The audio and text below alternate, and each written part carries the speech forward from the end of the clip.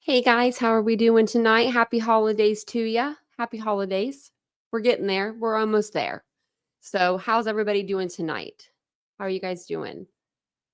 Hopefully, we have some people in here that are ready to chit chat about some true crime. It seems really quiet in here tonight, and I don't know what it is. I'm missing something. Maybe it's the fan. I don't know. The fan's on. It's just a little quiet. Maybe it's because my dogs are snoring. They're not snoring very loudly. I mean, they're usually snoring pretty loudly. So, funny story as I'm saying hi to you guys in the chat. Funny story about me. Let me tell you my name first. I'm Titanium Built or Tanya. If you're new to the channel, welcome in. If you're not new to the channel, welcome back. But somebody was in a live today and they said um, they were talking about knowing a creator's kid's name, just their names. And someone in the chat was like, well, I know Titanium Built's kids' names. And I was in the chat and I'm like, Titanium Built doesn't have any kids. like, I'm like, I don't have kids. And then it hit me. I was like, my dogs. So if anyone ever thought that I would put children on the floor like that and ignore them for an hour and a half to 2 hours, because I usually don't really talk to my dogs too much. No, those are my dogs. They're not my kids. All humans are safe here, but we do have the brown one to look at tonight. The gray one's behind me. But I thought that was hilarious. Hey, Ashley. Hey, True Crime Lullabies. How you doing? Hey, Rhonda. Merry Christmas. How you doing, Mary Beth? Hey, Ladybug. How are you doing today? Hey, Princess. Oh, that's very sweet. Me too. I hope everyone has a great holiday season. Hey, Catherine. How are you doing today? Mandy. Dawn. Manic Mama. Hey, Mike. How you doing?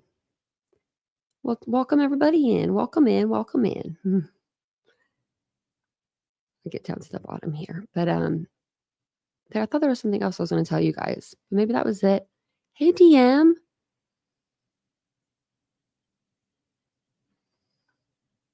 Hey, Cyber Warrior.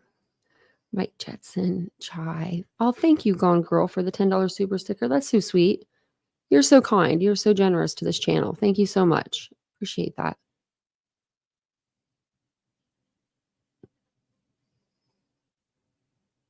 Don't be like me and spend hours in top. I do that. I need to switch it over, but I do that. I'm always in top chat anywhere I go. Jan used to be really good about reminding people to get stay out of top chat. Hey, Cat K. But I always forget to tell you guys. Hey, Mike. Are you guys all ready? Hey, Wizard Walt, are you ready for the holidays? I know a lot of you guys have children and stuff, so. But I just have the dogs. But could you imagine if I left my kids back there? And then I'm trying to justify it. I'm like, well, maybe if I had, like a couple bouncers or something, like those little vibrating chairs back there or something. But still, all the way on the floor, it's so cold down there. Nina, that's so great. Oh my gosh. That's a Christmas thing. I mean, like, that's the best Christmas present you could get. Well, grandbaby number 2 just upscaled grandbaby number 1. Unless you tell me grandbaby number 1 came on Christmas, then, grandbaby number 2 was making an entrance, making everyone know. Hey, Reba, making it known, hey, I might have been the second, but I'm here. I just saw it, DM, literally just saw it that she did a live. I'm not subscribed to her, but I thought about going over it in the morning with you guys before I go off to shopping. I'm going to go out in this madness. I don't know if I'll make it, but I'm going to. Hey, Bluefish. You're going to see a movie? Homestead. That sounds familiar. I know a lot of people, they will go to the movies on Christmas. I've heard that's a thing. All children are grown, see? Oh, really? You'll never get it back. Don't waste your time for her. I went off in her chat. Reba said, and Jennifer's. I have a feeling she's on team Seth. And I have like these, I need to make these charts, my visuals there, but it's like I'm trying to bring it to life. But I do have a lot of the names like, and boxes, but I'm pretty sure, I don't know. I don't know what's going on with her. I don't know if she just really likes this case. She's really infatuated with it, or if maybe Tony's paying her a little bit of money, because I know she'll do guest appearances for a certain amount of money. Like she'll come up on my channel if I asked her to for $1,000. Like I've seen it. I've seen it happen. I've seen it. I've been on the backside of that before. Not me, but She told the world his mom made him wear diapers to school. Are you friggin' kidding me? She's tight with Nick. Well, she's tight with Tony too. They like talk on the phone. Jennifer Coffindaffer. We're gonna go over that tomorrow. Man, because that's an hour and 47 minutes. I saw it was an hour and 47 minutes. And I was like, oh my God. I don't know if I could do that. But we will do it tomorrow. She's doing cameos too. Like, who wants to get a cameo by her? What? Hey, Garrett, Merry Christmas. I'm like over here like, she wants to be paid. Well, she does do cameo. Okay, so someone I know on the platform wanted her to come on their panel, and she did for an hour. I believe it was an hour, and it was $1,000. I said I wouldn't even pay Nancy Grace. That's why I got a cardboard cutout, because I mean that's cheaper, right? Just put her right beside me. She said the Proudfoots did something, man. Yeah, Reba, I knew you would. My heart is hurting right now. It's like speeding up. Like, you know how like your heart, it gets like when you're starting to get flustered, your heart starts palpitating. I might have to take my blood pressure, man. For real, I'm gonna have to get that blood pressure cuff out and take it. And we're not even started with the live yet. Well, I guess we are, but Jennifer Coffindaffer, maybe I don't know. I don't know what she's doing. I don't know what she's doing. I don't know what she's doing with this case. She shouldn't even be touching this case. I was so proud of her in the Caleb Harris case because she had such good interviews with his family. She did that last interview with his whole family. I thought that was so well done. I hadn't seen her since. I didn't go over there and watch her ever since then. But then this. Thank you, One Shot, for gifting 10 memberships. That's so nice. Thank you. And welcome on in, everybody. Welcome on in. By the time I get gifted a membership, I'll call you. I'll call you up from the I'll summons you from the grave, Aries, if that happens. And hey, Boone. And hey, CJK. I didn't say hey, young Black economist. How you doing? I think I missed a couple people, but and hello, One Shot. How are you? Oh, Merry Christmas and Happy New Year. I just saw that. Happy Christmas. Happy Christmas there. So we'll go ahead and we'll get started with tonight's live. But man, that son of a gun. I knew it was going to be bad. Well, because I did listen to, let's see if it's even, do I have it up still? I don't even think I have it up. No, I do. I listened to 51 seconds of it. And she was already talking about, I don't know if you guys saw Seth Rogers live. And I was like, oh, yeah, okay. And I backed out because I like to watch those things with you guys because I'm only putting myself through that one time. I'm not doing it again. I usually will always watch videos before I come on my lives, but if when it comes to like Betty or like Tony and Seth or Nick the Hat, we all watch those together. Those are reaction times. So that's what we do there. But the first video I'm going to show you, we're going to go way back a little bit. Actually, let me see. When was this exactly? Actually, it wasn't too long ago, but it was a while ago. May 1st, 2023. I'm going to take you back to the House of Horrors. That was the Henryetta massacre. where Jesse McFadden shot and killed 6 people. And then he unalived himself. And it was in Oklahoma. And it was near the town of Henryetta. That's why it's called the Henryetta Slangs or Henryetta Murders. But he ended up unaliving 2 of the girls as best friends. It was bad. When they went into the home, there was disgusting devices in this home, like adult toys. I'm trying to censor myself a little bit. Adult toys, like just throughout the house, just like laying on the table there, like just hanging out there, that's cool. Not a big deal. I mean, I'm being sarcastic. These girls were like 17. They were young. They were really young. Actually, so Holly's 3 children were 13, 15, and 17. And then Tiffany's friends were 14 and 15. There were devices to like tie these women up. I mean, it was the shackles, the chains. Yeah, Aries, you remember. Well, this happened. And I saw this a while back and I was like, wonder who did that. I mean, I don't know. So I'm assuming somebody did this.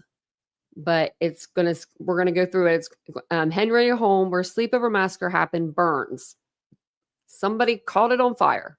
He once took a If you guys don't mind, while we're watching this, take a second to hit the like button. It is free to do, and it's the holidays. And if you want to subscribe to the channel, we would love to have you do that too. oath to uphold the law.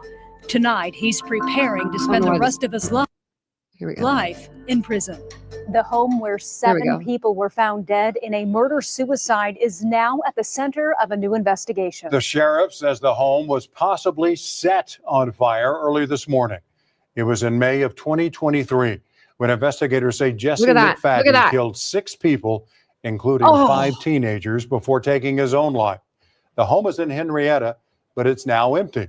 News 4's it's gone. Spencer Humphrey spoke with the father of one of McFadden's victims who said, I didn't think there was anybody in there, so that's why I was. As the home should have never been standing.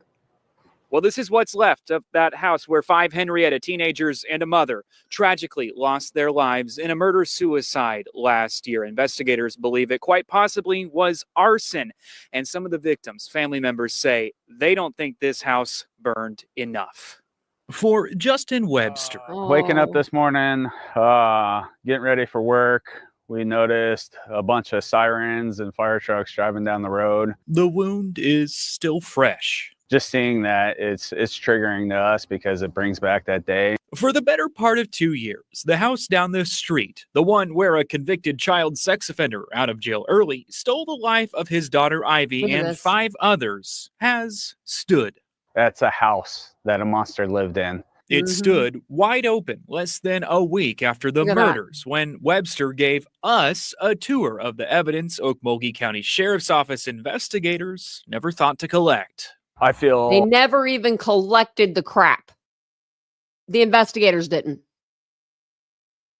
Okmulgee County Sheriff's Office is not on par with what needs to be done as far as checking on these child sex predators. And that was clear and evident when K4 and prior reporter Kelley Levis went into that house with us, and a deputy sheriff was there. It stood as that prompted the OSBI to take over the investigation. It stood through Webster's grief and anger. None of this should have happened if the state of Oklahoma did what they were supposed to do with child sex predators. It stood through his rage as his push to change sex offender laws got the full government treatment. Sad. We got the Knight's Law HB 3992 passed through the House, 84-8 vote, super majority. It was awesome.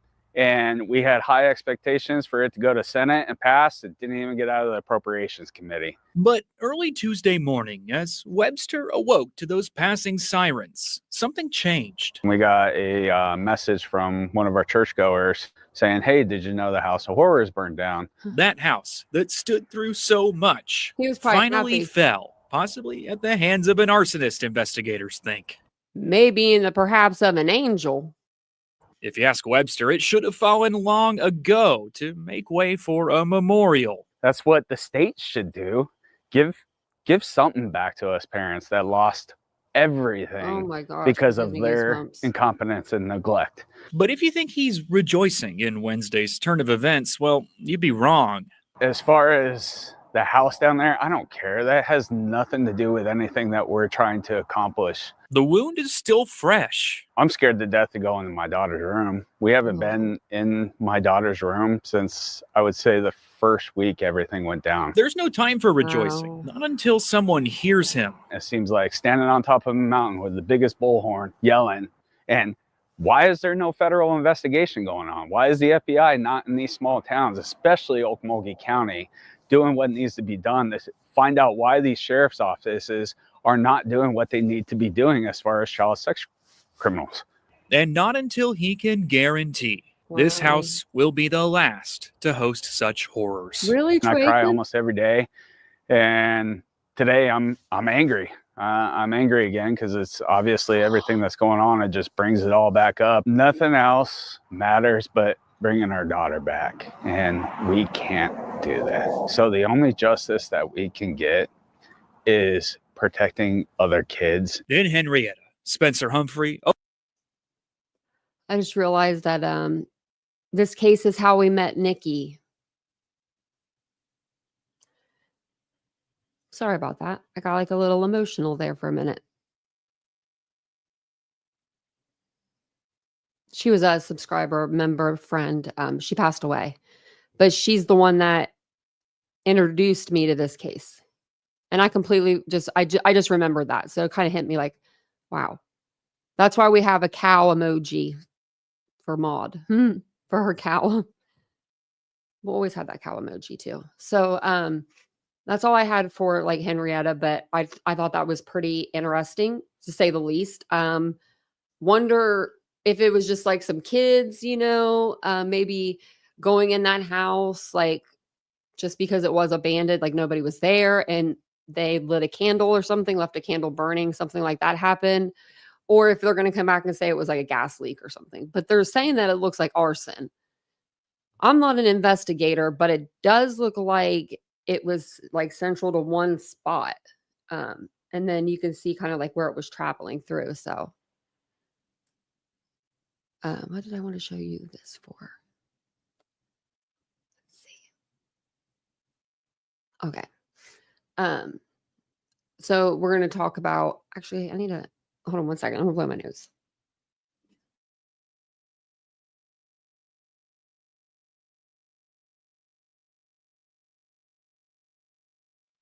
Okay, sorry about that. Like every time if I even tear up a little bit, my nose runs.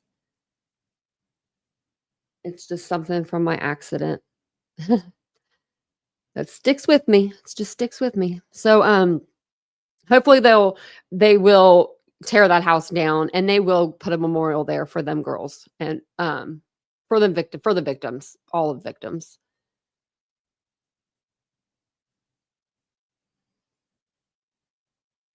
Who's Snay?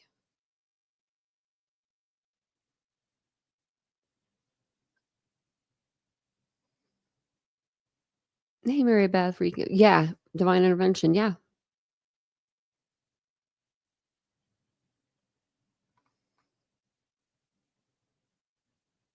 Okay. There were, let me see, I named them, but I think that there was 7 altogether, or 6 people. There were 7 altogether, including himself, but 6 people. That was a really hard case. I remember that was really hard because they weren't taking anything seriously. I mean, until like, YouTubers kind of got on them, but then they still didn't take anything seriously. They just assumed, oh, well, the guy that, did this, he unalived himself too. Just kind of like, he took himself out. So whatever, bye. We don't need to do any investigation. And it's like, no, you most certainly do. Do you see all the things that are in this house that should not be in this house? Like that, I mean, around children, they could be in the house, but just don't be around children. Like, I mean, there was even like rug paraphernalia in there. So there was a lot. But there is some updates on Luigi Mangione. He was back in court in a New York courtroom today, and they had it live, or they had it scheduled. I don't know if it was live or if it was pre-recorded. Actually, I think it was live. Very weird that we've covered Rex Heuermann, Diddy, no cameras allowed. Luigi, cameras everywhere, or cameras are allowed. You know what I mean? I don't know. I'm wondering why they're allowing cameras for this one and not for other cases. But that's just me. I'm just curious. So basically, he went in for an arraignment today in the New York courtroom, and he pled not guilty to the state charges. And the state charges are, and they charged him on December 17th with these: murder in the first degree, murder in the second degree, as an act of as a crime of terrorism, murder in the second degree, criminal possession of a weapon, criminal possession of a weapon in the second degree, criminal possession of a weapon in the third degree, criminal possession of a weapon in the third degree, meaning the silencer, the Glock, the Magpul magazine, the ghost gun, and then the forged ID. He got all charged with those. So it was 11 different charges. He pled not guilty to those today in a courtroom. But on December 19th, that's when he got his charges for the federal, and that was for stalking. Two are for stalking. One is for murder through use of a firearm, and then firearm offense. So, that's what this video is. Okay, so this video that I wanted to show you here, it's just like a portion of it. It's not like the whole video. I just wanted to show you the portion of where there's an attorney that we've seen him before. I forget his name, but he breaks down the different charges and lets us know what the difference between the state charges are going to be and the federal charges. Because I believe they said that they were going to allow the state to do their case first, and then federal will come in second, which I thought federal would be first.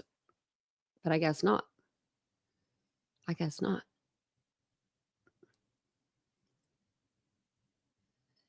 And is everybody okay? Everything cool? Welcome in, everybody.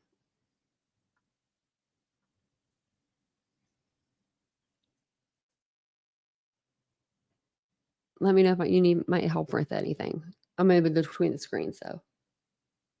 Schoenstein. He is a partner with Tarda Krinsky and Drogan. Let's get right into it. And can you talk about the differences between the federal charges and the state charges? Oh, sorry, guys. Here. Absolutely. Well, the state charges are first-degree murder, including that terrorism aspect, which is what gets you from second-degree murder up to first-degree murder. 2 charges of first-degree murder, and then a bunch of charges for the weapon and some charges for a forged document.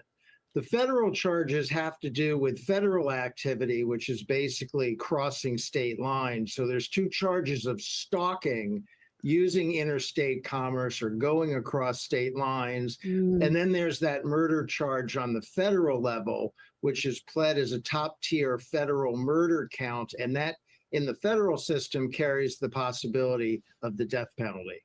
Now, I want to ask you, too, with this 11 count indictment here in state court, you were talking about murder in the first degree, and it says caused the death of Brian Thompson and that he was allegedly killed in furtherance of an act of terrorism. How difficult is it going to be for the Manhattan DA's office to prove this terrorism aspect? What sort of evidence, would they need to show?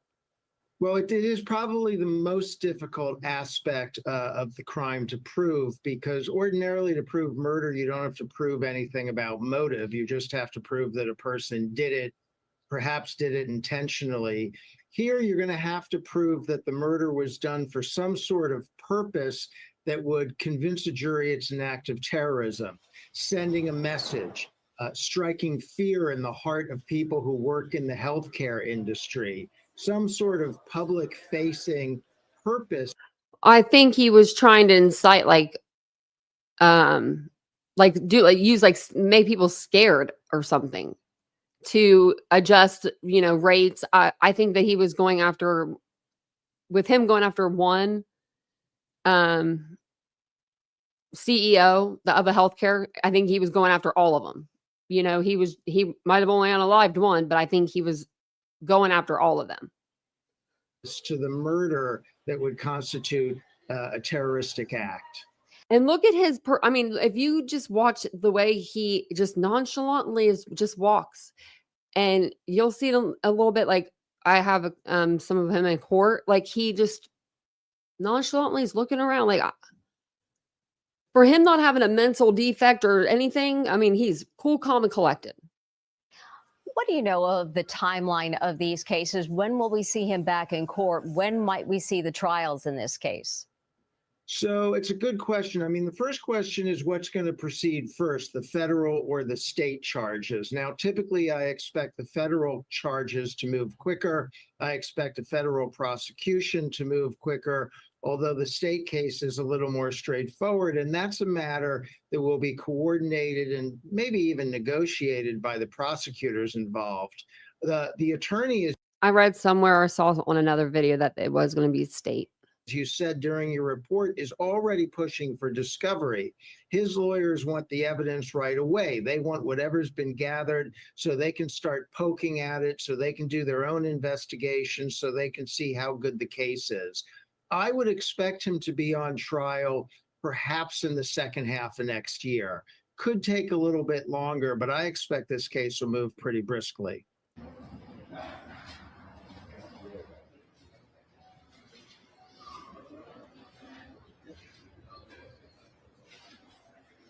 I liked how his lawyer dressed like him.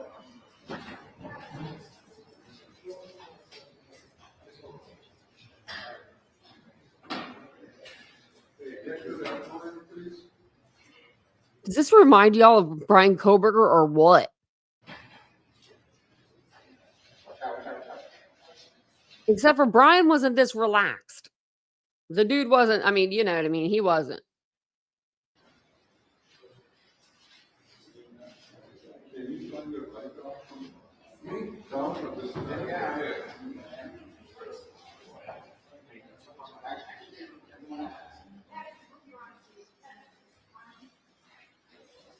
I think they're just gonna shuffle them down, yeah.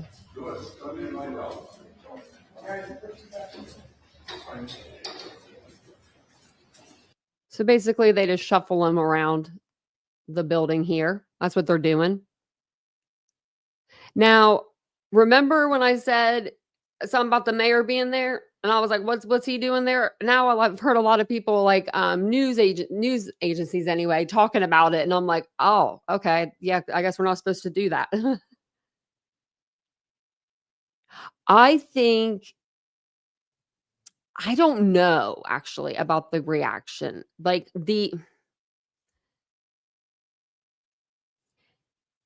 if he did, it's really hard, because if he did do this crime because he was trying to threaten every CEO of every healthcare, insurer, then that would be considered a terroristic threat.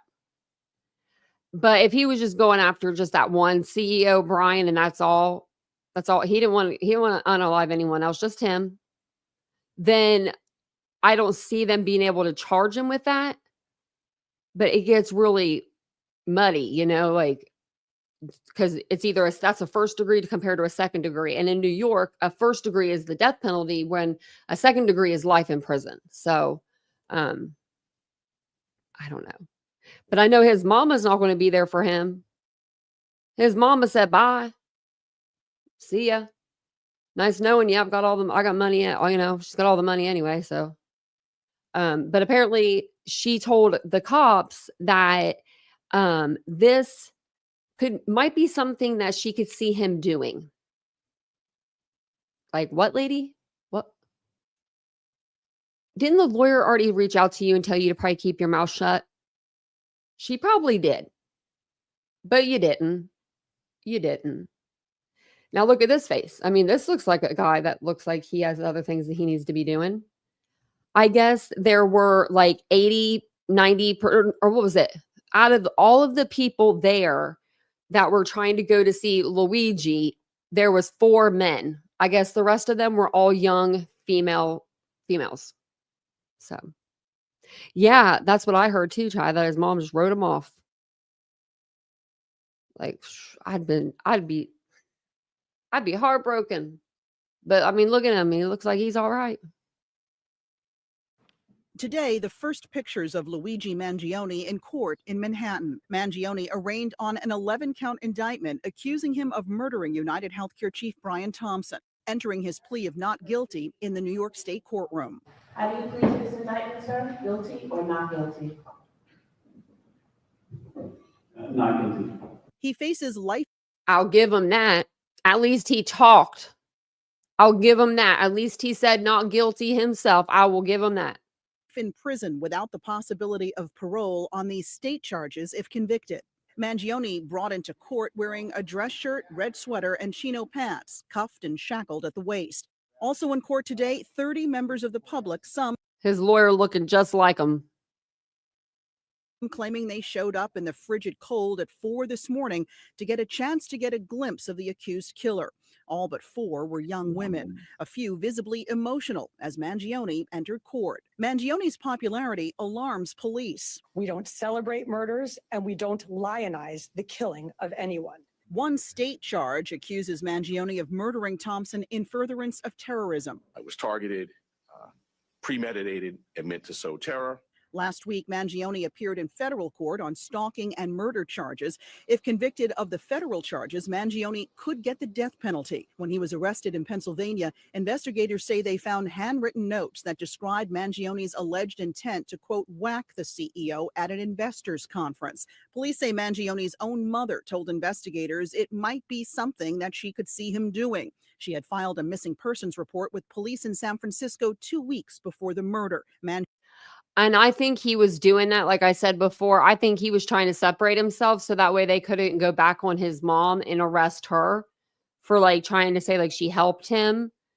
And now when it comes out like she's, just kind of threw him under the bus, he probably shouldn't have did that. But, Mangione's attorney today raised concerns her client's rights are being violated and the case is being politicized. I'm very concerned about my client's right to a fair trial in this case. He's being prejudiced by some statements that are being made by government officials. He's a young man and he targeted. Oops. I didn't mean to do that. Where were we? I didn't mean to skip back. Okay. His concerns her client's rights are being violated. Now watch her when she touches him. And the case is being politicized. He's a young man. I'm very concerned about my client's right to a fair trial in this case. He's being prejudiced by some statements that are being made by government officials. He's a young man and he is being like, he like smiles almost like, yeah, I am. I'm a young man. Like, let me go. Treated like a human ping pong ball. The Manhattan DA's office says it has primary jurisdiction over this case and will try its case before the federal trial. Mangione will remain in federal custody. His next court date is in 2 months. Alexis Christoforous, ABC News, New York. Oh. Okay, so this is going to be him in the courtroom. I wanted to show you guys a little bit of him in his proceedings today. But around the 10-minute mark, for some reason, it decides to like give out, like it speeds up. And I don't know how that happened, but this is the only video I can find. Like all the other videos that people are using is from these people. So I don't know if they were the only ones in the courtroom with the camera or what. But something around the 10-minute mark, it just makes it speed up. So we'll just skip through that part and then we'll watch it like at the end, all the way at the end. I just want you to see like his body movements, his gestures, just the way that he acts. I mean, he's very confident, I would say. Oh, let me turn it up. Sir, guilty or not guilty? Not guilty. People. Your Honor, we have a copy of the indictment, notice of immigration consequences, as well as rap sheet. I believe the court has it. We give the court an extra copy and one to counsel. Does the court wish that we be heard with respect to bail? Well, what is the situation with the federal authorities? They have a security order on these. As we understand that we have primary jurisdiction, and we have been informed by the U.S. Attorney that they intend on allowing us to try our case first. So with respect to whatever goes on there, as the party with primary jurisdiction, the trial and the sentencing will take place here prior to anything that takes place in the federal system. So what you just said, the answer is it's fine if we take custody today.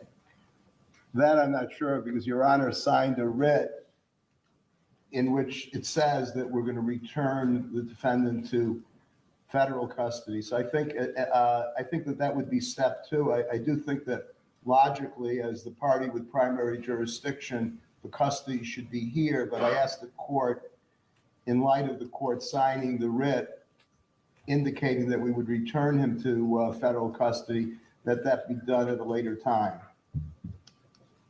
Well, I've been through this before, and if you do that, they will rid him right out of here. So I don't think I'm going to do that. But if you work it out with them, that we will take custody rather than us bringing them back for any proceedings, that'll be great. We will make every effort to accomplish that, Your Honor. But there should be some kind of detainment, and you know that. Yes. As their security order changes, there should be some mechanism that he's brought here. Absolutely. And then you can do that. All right, is there anything further? Yes, Your Honor. We'd like to make a record, if that's okay with Your Honor. First, we'd request immediate expedited discovery in this case. The people have had this case for about almost 3 weeks, and that's more than enough time to gather as much information as they can give to us, especially now that we have two proceedings that we have to answer to, one of them being death eligible. So we are requesting that we get immediate discovery of the New York City Police Department and FBI and federal and state documents. And the second thing I want to make a record of, Your Honor, is I'm very concerned about my client's right to a fair trial in this case. He's being prejudiced by some statements that are being made by government officials.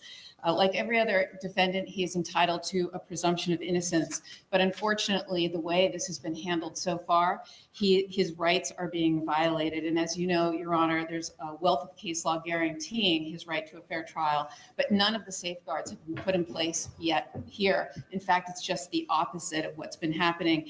He's a young man, and he is being treated like a human ping pong ball between two warring jurisdictions here.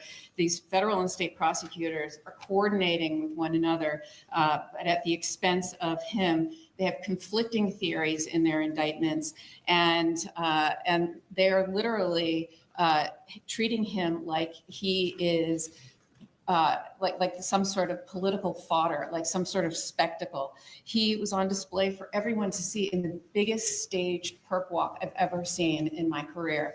It was absolutely unnecessary. He's been cooperative with law enforcement. He'd been in custody for over a week. He waived extradition. He was cooperative at all accounts. There was no reason for the NYPD and everybody to have these big assault rifles that, frankly, I had no idea it was in their arsenal. And to have all of these, the press there, the media there, it was like perfectly choreographed. And what was the New York City mayor doing at this press conference, Your Honor? That just made it utterly political. And as Your Honor knows, under Lauro v. Charles, the Court of Appeals for the Second Circuit has held it to be clearly established that these staged perp walks to the media, unrelated to a legitimate law enforcement objective, is unconstitutional. And I submit there was zero law enforcement objective to do that sort of perp walk. There's absolutely no need for that whatsoever. And frankly, Your Honor, the mayor should know more than anyone of the presumption of innocence that he too is afforded when he dealing with his own issues. And frankly, I submit that he was just trying to detract from those issues by making a spectacle of Mr. Mangione. And there are consequences to this. He has a right to a fair trial. And I just want to put on the record statements that the mayor made publicly about my client.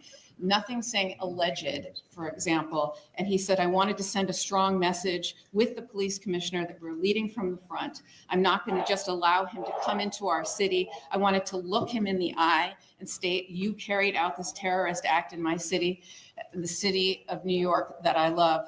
And he wanted to show symbolism. Your Honor, he's not a symbol. He's somebody who is afforded the right to a fair trial. He's innocent until proven guilty. And the mayor was talking to jurors, future potential jurors that elected him. Those are the people that elected him that he is talking to and calling this man a terrorist. So, Your Honor, I just want to make a record of this and put everyone on notice that this has to stop. And my client is entitled to a fair trial and the presumption of innocence. And we're going to fight these charges, whether it's in the state or federal, to the fullest extent. Thank you, Your Honor.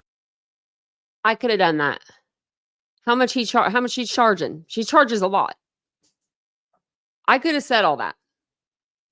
We're pleading not guilty, Your Honor. We want the discovery. We want all of it, whatever you've got. We are saying that he is innocent of these charges. I could have done all that. And then all I got to do is just wear whatever he wears. Put a jacket over it. This right here reminds me of the Johnny Depp trial with the matching outfits. Your Honor. All right, well, as you know, I have very little control of what happens outside of this courtroom. But I can guarantee you, as I guarantee every defendant who comes through these doors, that the defendant will receive a fair trial. And we will carefully select a jury if that time comes.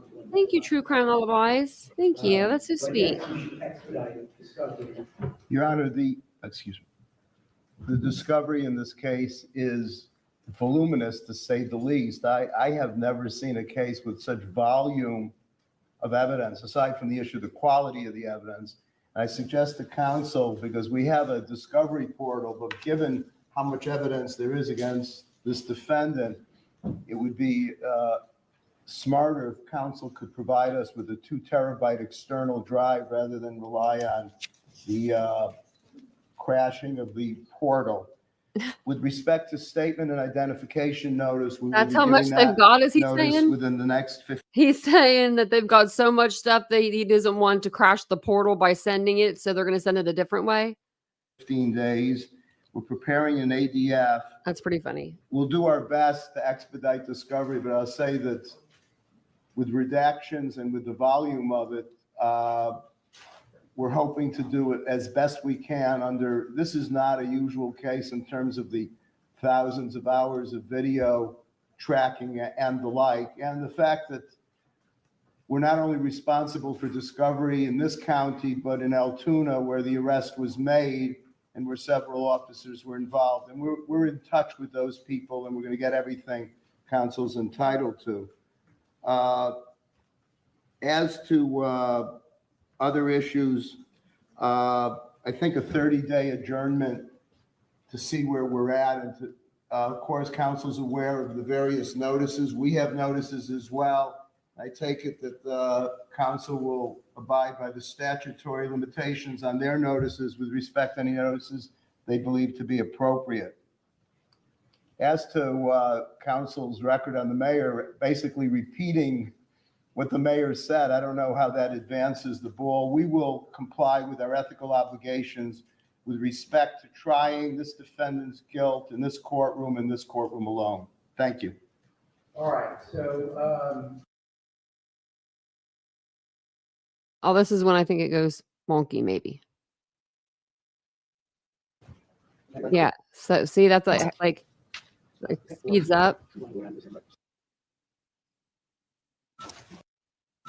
It'll stop here in a second. But yeah, he very sure of himself. I mean, very sure of, very confident. Looks very confident to me. There we go. Is it going to mess up again? Oh. Good. Maybe it does mess up. It might mess up the rest of it. I thought it didn't. Nope, it must have. Let's see. 24. Well, that went all the way back to the beginning.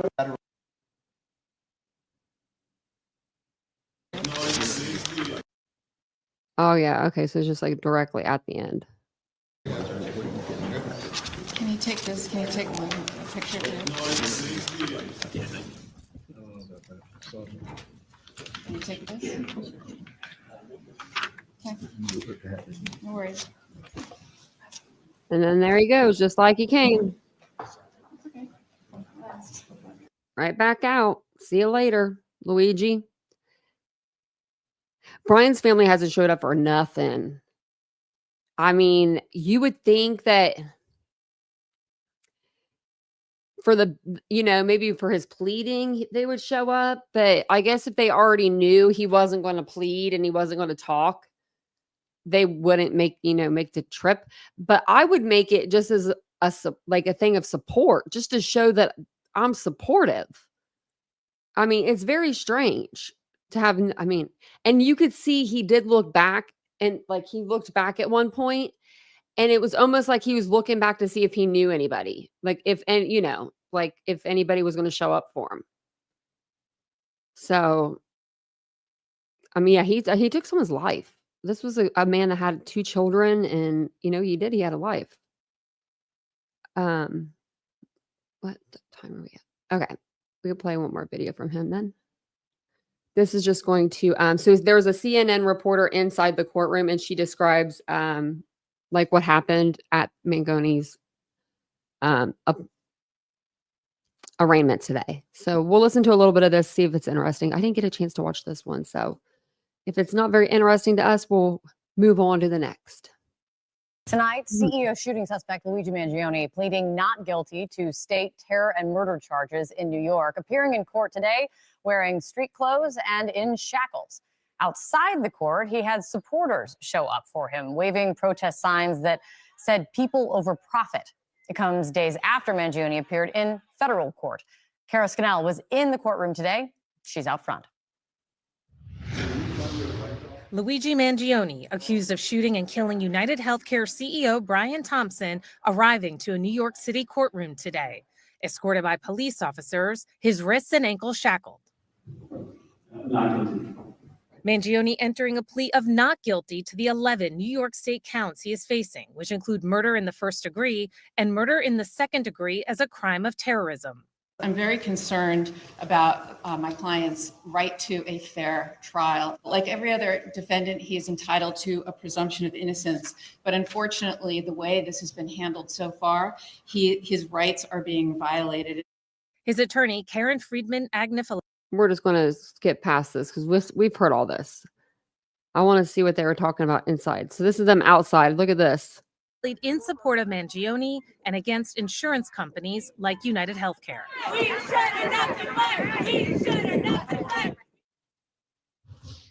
And Kara's here with me. And Kara, you were in the courtroom today. You could see Mangione up close as he entered this plea. Tell us what stood out to you. I mean, if you look at the contrast, he's covered by security. There were security officers from the court surrounding him at one point when the lawyers went up to the bench to talk to the judge. Just a real strong presence, walking him into the courtroom arm in arm. And then by contrast, he's very calm. You see his lawyer there putting her hand on his shoulder, emphasizing he's a young man, trying to draw that contrast that he's not the shooter, the killer that he's been charged with being. And also interesting, in court, there were 4 rows for the public and they were filled. He shouldn't have smiled. Yep. That smile. Let's hold on. Let me see if we can even find any of his old pictures.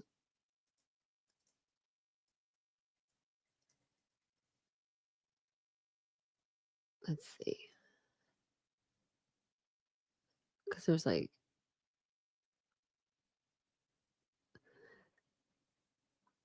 I was trying to find a certain one.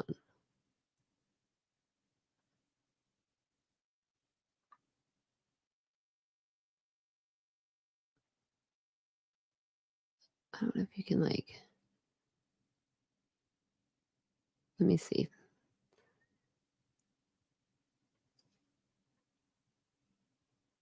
Okay, look at his smile. Look at his jaw. Look at it. Like, just look at his face. And then look at this.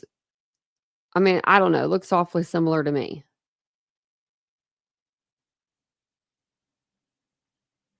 Now let me put it back on it. I told you those perfect teeth were going to get him in trouble. Charged with being. And also interesting, in court, there were 4 rows for the public and they were filled. They were waiting online, just like the reporters keep see into writing the them. courtroom. The majority of them were women and young women, which is just interesting. You don't really know what to draw from that, Right. although clearly there's this sensation about him. You see the people outside court protesting in favor of him in a sense, which you don't usually see when someone is facing such serious charges. Also, even the fact that we saw these images and the video of him, that is something that hasn't happened in the New York state court system in at least a decade, going back to when Dominique Strauss-Kahn, the former head of the IMF, was charged with sexual assault. Those charges ultimately dropped. But that was the last time that people I've talked to can remember there being cameras and broadcasts from the courtroom in New York. So a real rare glimpse Told into you, this, yeah. which is fascinating Crazy. given the public fascination around him and obviously the high profile nature of this alleged assault. Yeah, and will it continue? I think we will see. But no, when it popped up this morning and we saw it, I was really surprised to see it inside the courtroom for sure. And so great that you were able to be there. Thank you so much. Great reporting, as always. Out front with us now, criminal defense attorney Mark O'Mara and Casey Jordan, criminologist, attorney, and behavioral analyst. Guys, it's good to see you. Mark Mangione enters a not guilty plea, not unexpected. What kind of work does his defense team now have ahead of them? And what do you see as their options? Well, a lot of options are coming up. First, of course, we have that first track, which is the forensic or evidence-focused track, which is, can they prove he did it? It seems that what we have seen so far, the strong case is there for the state because we have the forensic evidence, we have some DNA evidence, we have fingerprint evidence, video evidence, and it looks as though they've put together a very strong case. But of course, I wonder if that lady will come forward.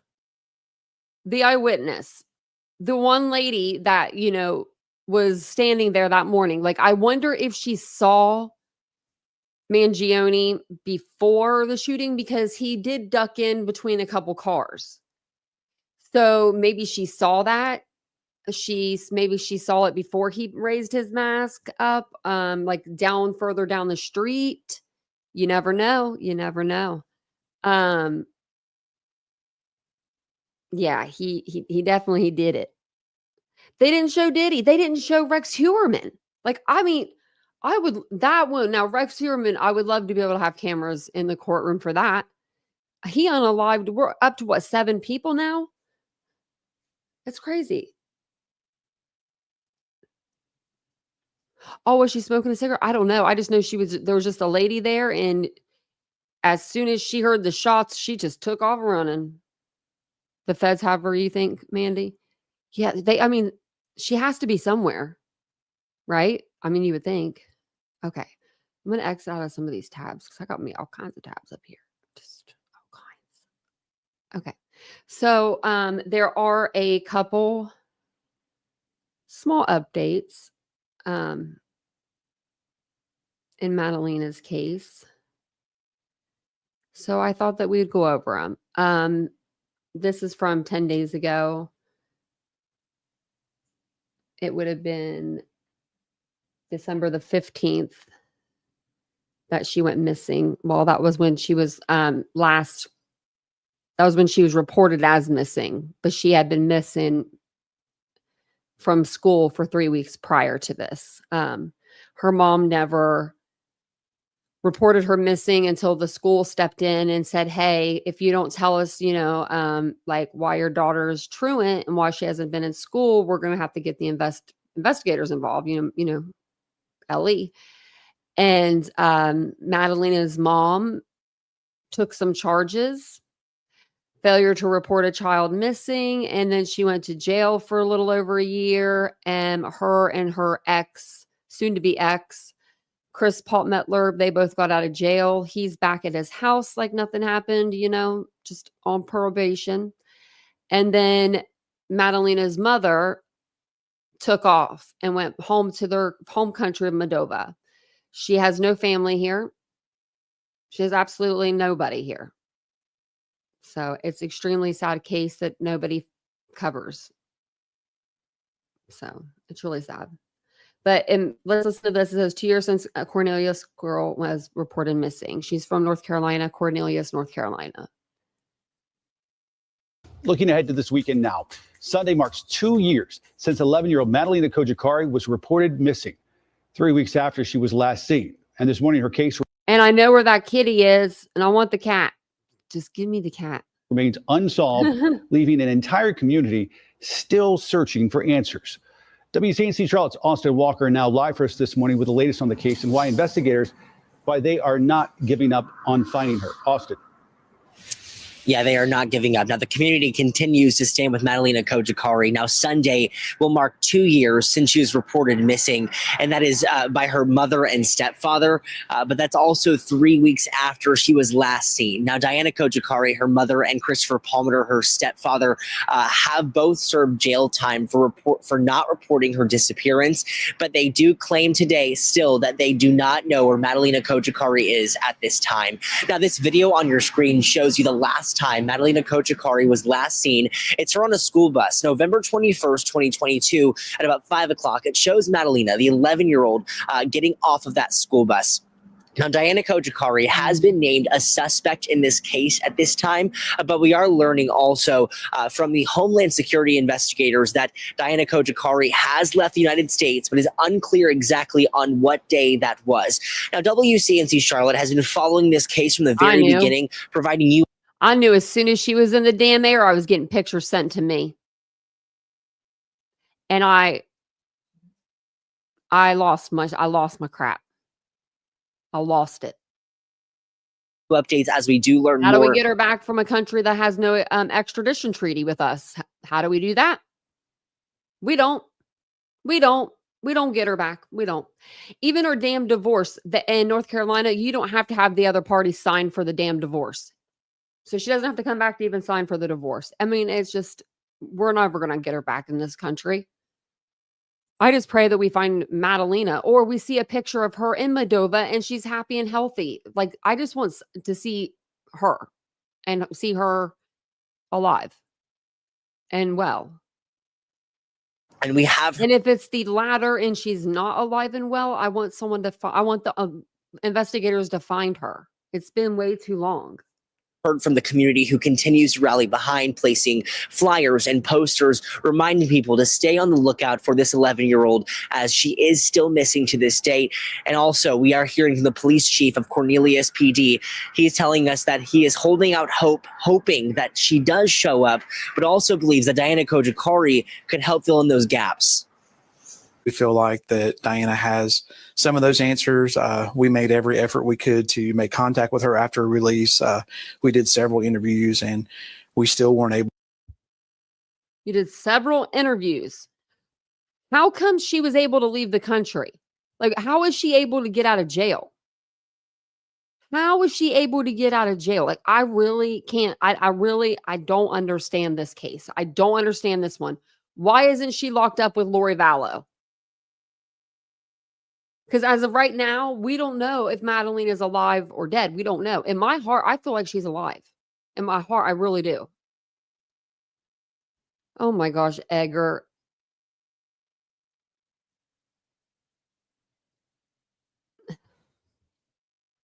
That would be me, Edgar.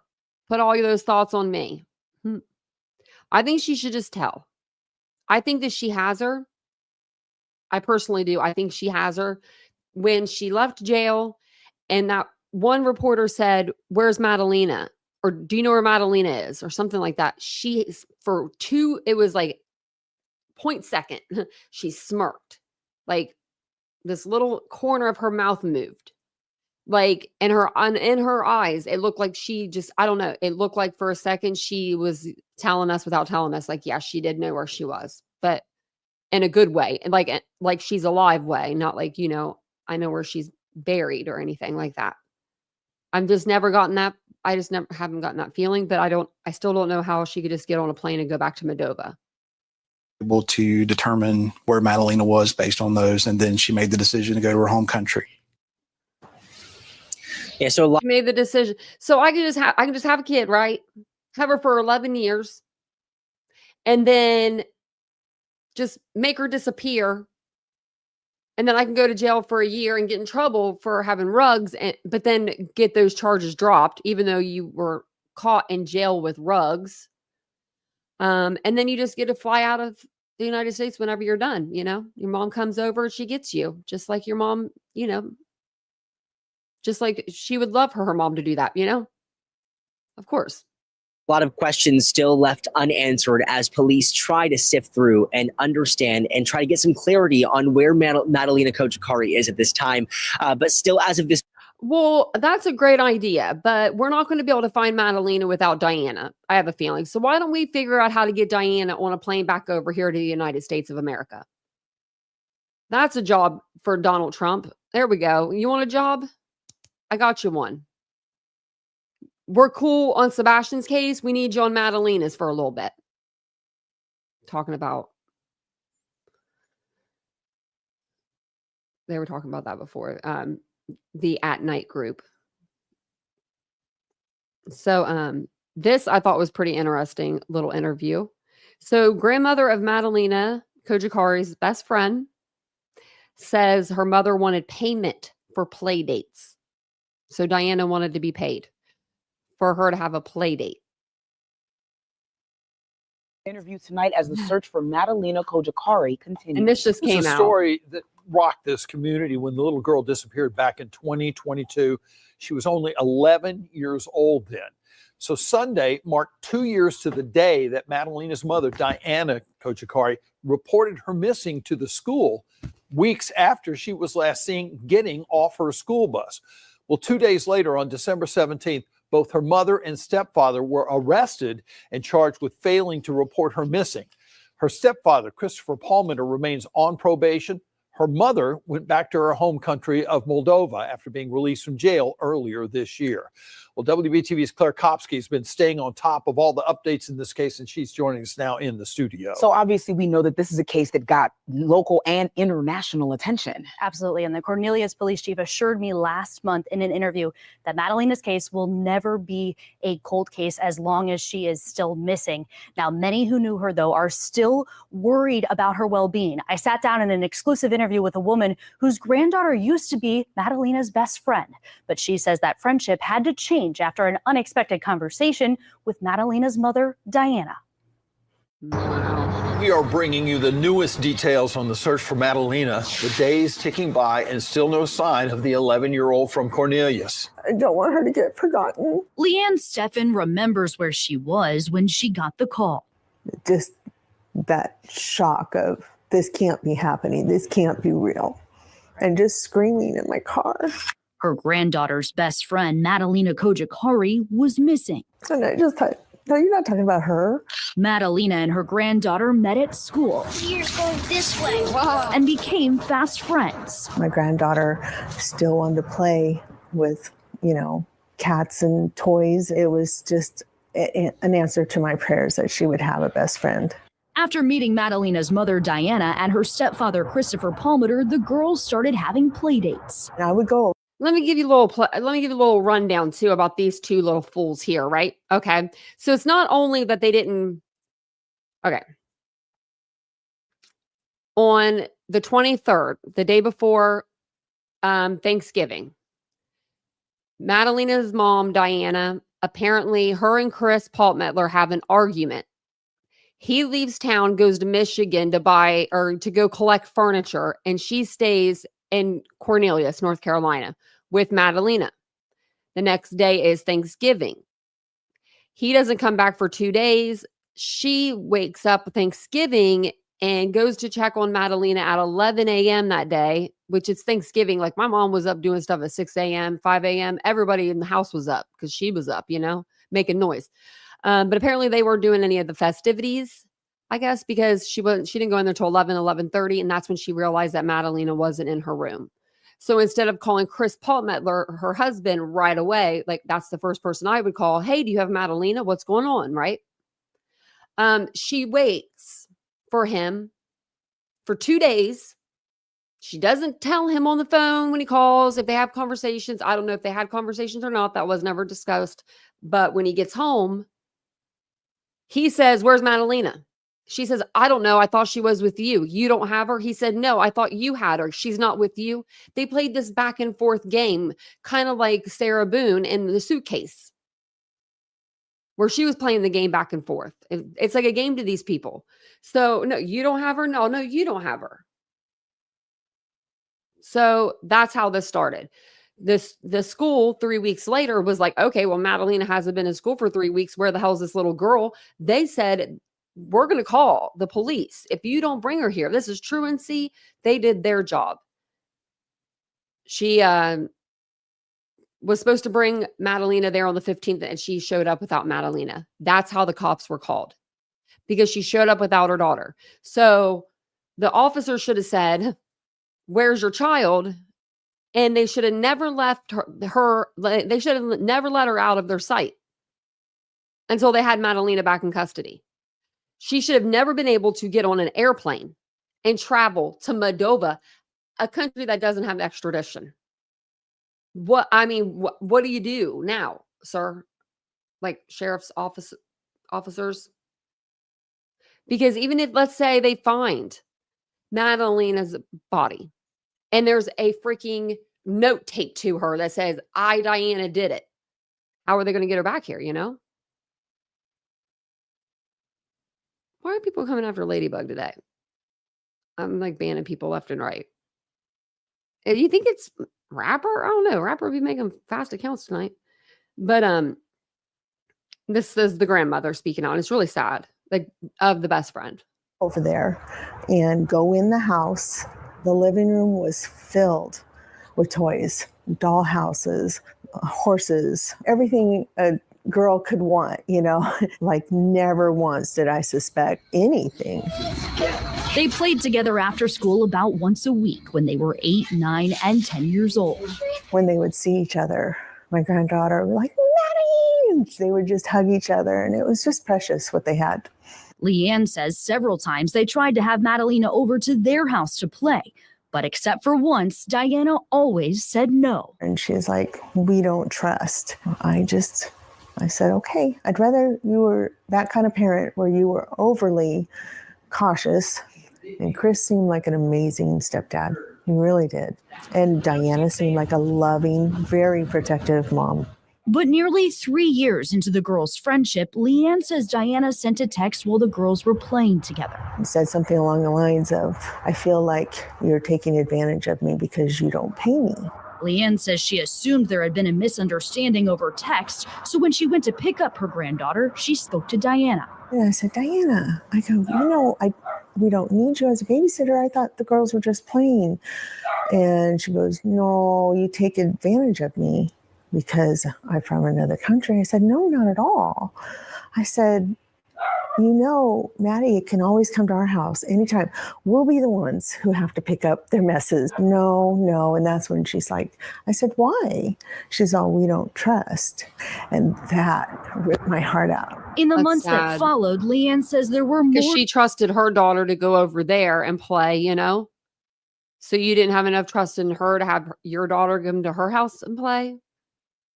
Difficult conversations with her granddaughter, but she no longer. Probably because she was afraid Madalina would say something about all the voodoo crap she was doing. Longer felt she could let her play at Madalina's house. I'm sorry. The reason why it's so emotional is because these two girls had each other. It was them against everybody else, you know.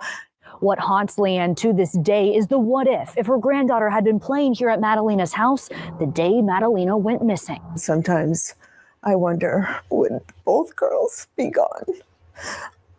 God, I hope not. So many hearts are going out and praying and hoping for her safe return.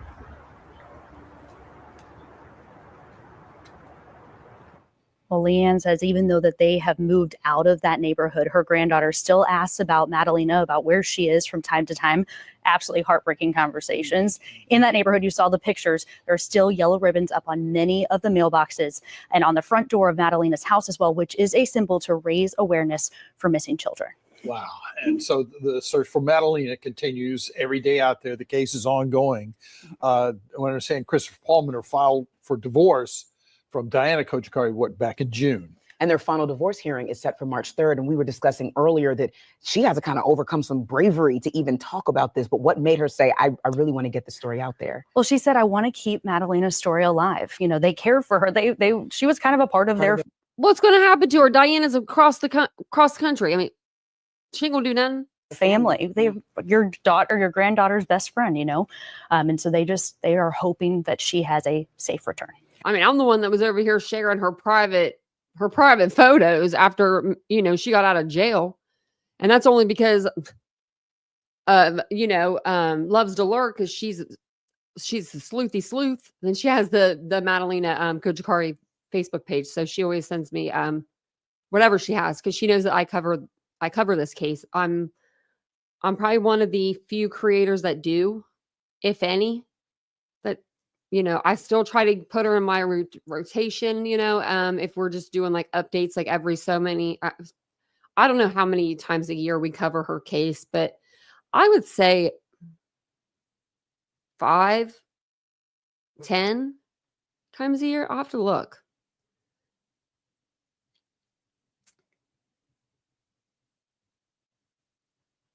Yeah, they didn't report her passport. She didn't have her passport. I guess it was still like in custody or something. But they didn't expect her to go and get another one. She just went and got another one. So Mandy, she could be, because they did live there for a while before she moved over here.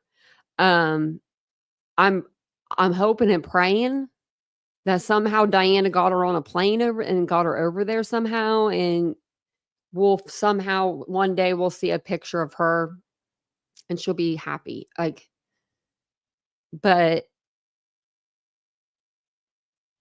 I don't know. I don't, I hate this case. I just hate it. In 1989 with $600, I bet we had those big old box TVs, Phantom Growler.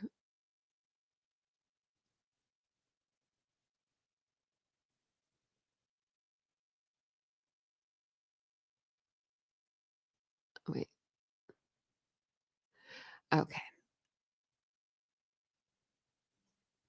Do you have a lot of family over, Walt? I didn't even make any.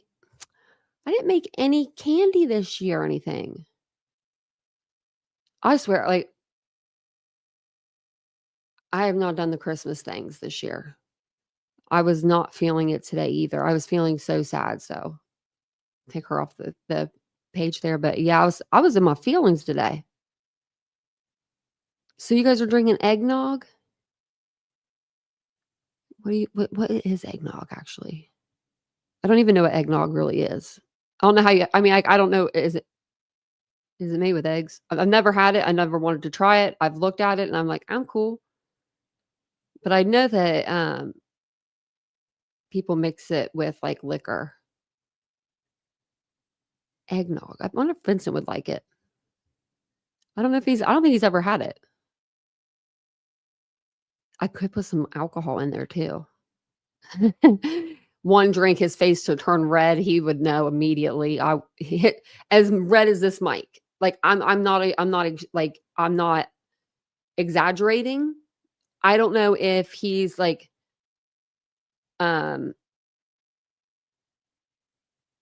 allergic or something. I've heard that his genetics could make him allergic. Like they could have like he could have a small allergy to it, to where that's why he gets red. But he drinks one drink and he is bright as red as this. Hey, Psyops. Just got done with some true crime cases. Now we were just talking about some eggnog. Yeah. Yeah. Okay. Yeah. I deleted the comment. Just make sure you read their comments before you say hi to them. And I'm on this page, so if I see anybody, I'll know. Oh, Dreamcatcher, I'm sorry. My day was freaking rainbows and sunshines compared to yours then. I'm sorry. Man, I'm like an emotional person today, though. What's going on today? You can get it at Target. I have seen it. It just doesn't it seem gross, high ups? I think it does too. Was it Aries? I haven't watched. I didn't watch a lot of stuff today. Like I watched a little bit of Granny this morning. Can't really tell you what I even heard. Because I was in and out, and then after that, that's it. That's all I've watched. That's all and I didn't even really watch a whole lot of that. It was just, I was in and out of the chat for like an hour or something. And then, yeah, I don't know. I just didn't, I don't know. I don't know what it was. I don't, just sometimes you just have a day, and that was today. That was just today. You finished all your wrapping? That's awesome. Oh, Crimson Moon, you're welcome.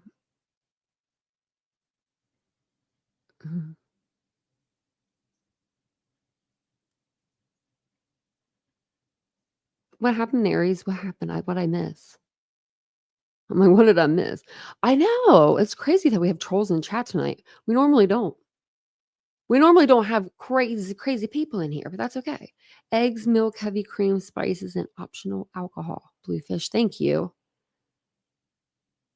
Yeah. Oh, no, I wouldn't like that.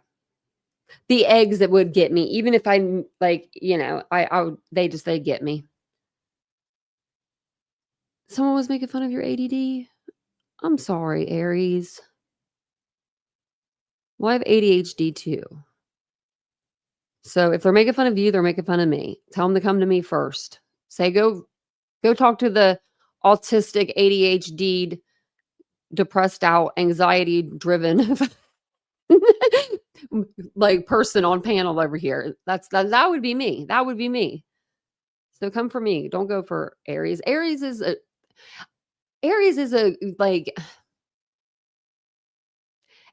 easy target because Aries is a nice guy. And don't be pissing Aries off because we don't need an angry Aries up in here. I haven't seen I've never really seen an angry Aries, and I don't want to. Okay, I got him then, Aries. I got both of those people. So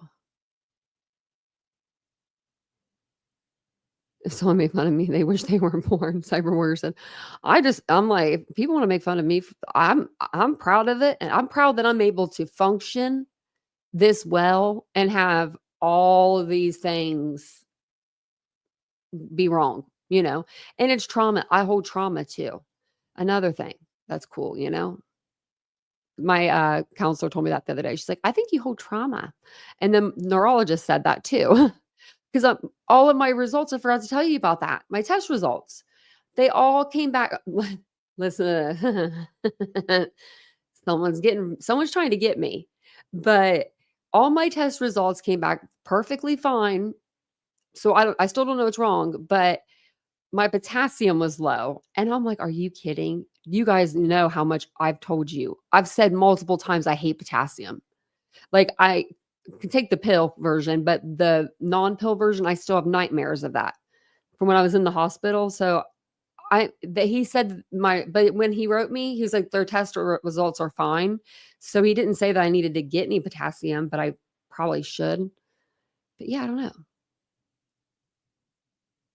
Yeah, I saw that he went for you once. And then I deleted someone or I blocked someone because I was like, oh, I've never done IV potassium. It probably burns. Oh my God, it probably burns. I had to drink it every day. Oh my God, I bet it burns. Sorry, I can only imagine. I'm okay. I'm glad I'm not the only person that hates potassium. It's such a random thing to hate.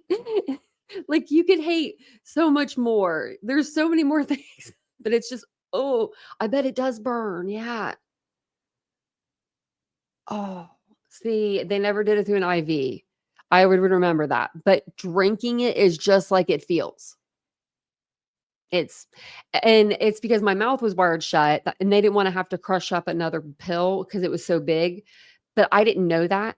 I just thought that it never came in. I just thought it only came in a liquid version. So they told me like 6 weeks into my stay. I was like, oh, for real?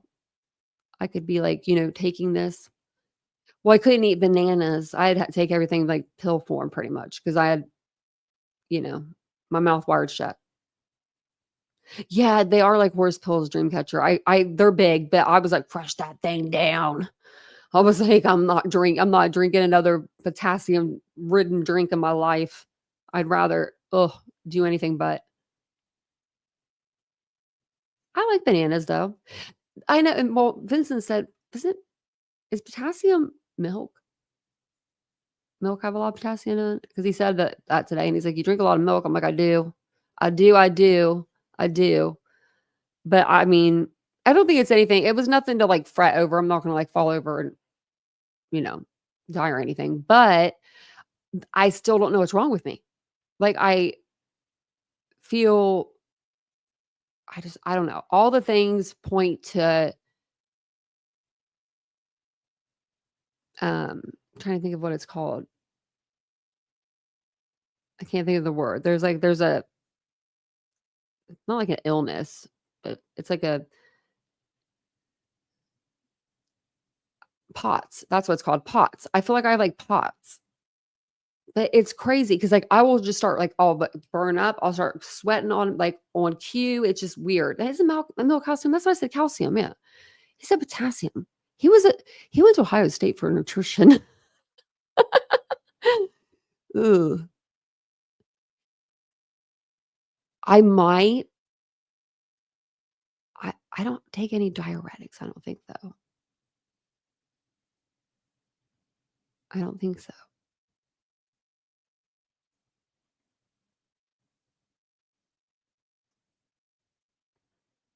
I'm just reading your guys' stuff.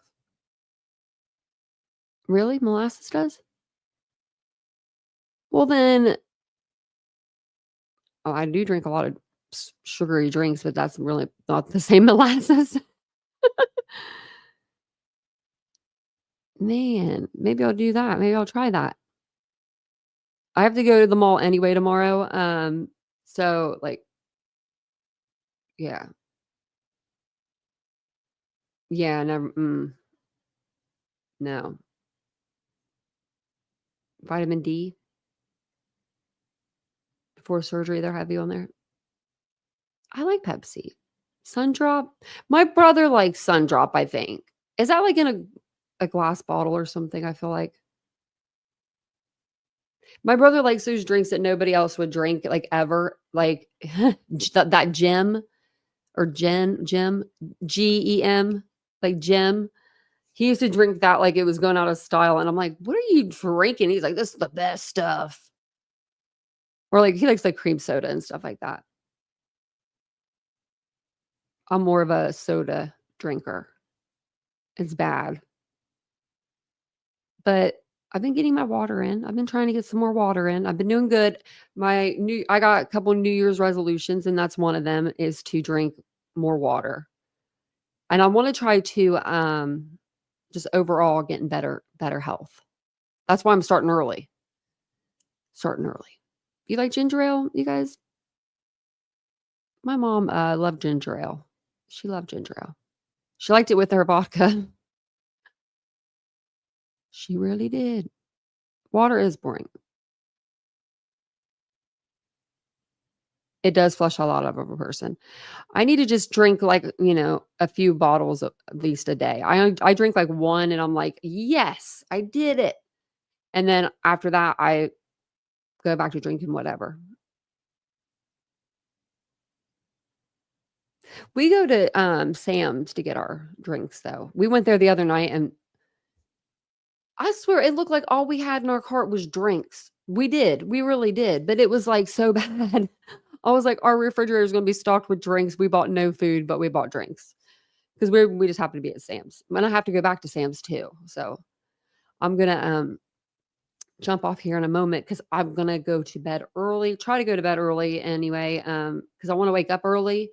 So that way we can go out because Vincent was like, you want to go out tonight? And I was like, sure, I kind of wanted to, but I knew the line was going to be super long. And I think if we get there early enough in the morning tomorrow, the lines won't be as long, like if we get there when they first open. So that's what we're going to do. Okay, now I gotta, oops. Oh, wait, hold on. See, I can't block people whenever now I banned them. Why do I gotta be banning people for? Just like your mom, Aries. Hopefully tomorrow is better. I got them for you, Aries. It just took me a minute. Because sometimes if the chat like jumps, it doesn't like stick with it. And I didn't want to like ban somebody else. Oh, sparkling grape cheese. I haven't had any of that in a while. I bought some for the house to have just if I wanted to have like a little sparkling drink, because I don't drink alcohol. And yeah. Yeah, the first time I think I hit like delete message instead of block. So I blocked him that times. I blocked him. So I know I should probably do that Phantom Growler. I probably will. Or I'll get on Amazon. I don't know if Amazon delivers on Christmas, but they probably do. Knowing Amazon, they probably do. But remember the picture that I showed you guys, that lamp that I got? That tiered lamp, it's coming in on Thursday. So I'm pretty excited about that. But I'm going to jump off of here. Thanks for talking to me at the end of the live tonight. I appreciate it. Thanks for going over and covering some cases with me. There is some stuff going on in Sebastian's news, and it's nothing that's that big. You know what I mean? But Jennifer Kaufman, she did do a live tonight. So maybe we'll do a live in the morning and we'll go over that because I'll have some time while I'm getting ready. Especially if I wake up and Vincent's not ready to go yet, like he's going to take some time or something. Yeah. Looks like, okay. I was just checking to see if there's anything on Twitter, but I don't see anything. So thank you guys for being here tonight. I do appreciate it. I will see you guys all tomorrow. Just make sure that if you want to be alerted to the lives, just hit the bell, hit it on all, because we do go live sometimes throughout the day, but mostly we are here in the evenings at 9:15 p.m. Eastern Standard Time. That's pretty much our time. So, if I'm not here, something's up. So if I don't say anything on the community tab, but thank you guys so much for being here. I do appreciate it. And I'll see you guys all tomorrow. Bye guys.